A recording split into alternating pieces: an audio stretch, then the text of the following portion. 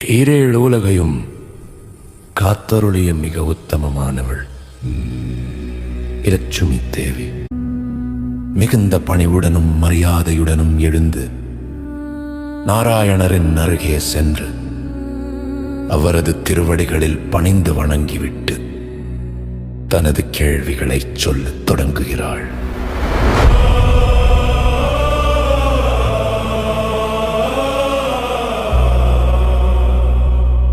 இறைவரே, நீங்கள் என்னை மனம் முடித்த பிறகு இந்த அழகிய வைகுண்ட லோகத்தில் என்னை தங்கச் செய்துவிட்டு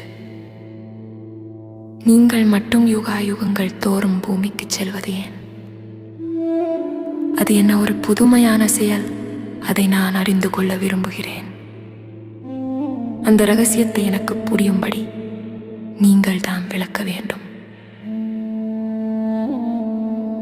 மேலும் என் நாதனான பெருமாளே, என்றும் நிலைத்திருக்கும் அழிவில்லாத பரம்பொருளே, என் தலைவனே, உமது தொடக்கம் இதுதான் என்று எவராலும் அளந்து அறிய முடியாத சூட்சுமத்தை கொண்டவர் நீங்கள்.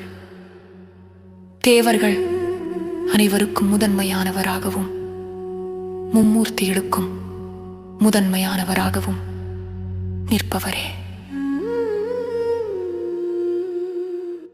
இப்படிப்பட்ட உமக்கு இந்த உலகில் எதிரி என்று ஒருவர் இருக்கிறாரா? ஆம் எனில் உங்களுக்கு எதிரி வந்த விதம் என்ன என்பதை நீங்கள் எனக்கு விளக்க வேண்டும். ஒவ்வொரு யுகத்திலும் நீங்கள் அவதாரம் எடுத்து இந்த உலகத்தில் இருக்க வேண்டிய அவசியம் ஏன் வந்தது? அதன் பின்னால் இருக்கும் நியாயம் என்ன? அதையும் எனக்கு அருள வேண்டும். மிகவும் நல்லது நல்லது. நீ கேட்ட வினாக்கள் அனைத்தும் உலக நியதியை புரிந்து கொள்ள உதவும் ஆழமான வினாக்கள். நான் உனக்கு சொல்கிறேன். பிரபஞ்சத்தின் தொடக்கம் முதல் தர்மயுகம் வரையிலான அனைத்து யுக வரலாற்றையும் அதன் பின்னால் உள்ள நியாயத்தையும் இப்போது உனக்கு நான் எடுத்துரைக்கிறேன்.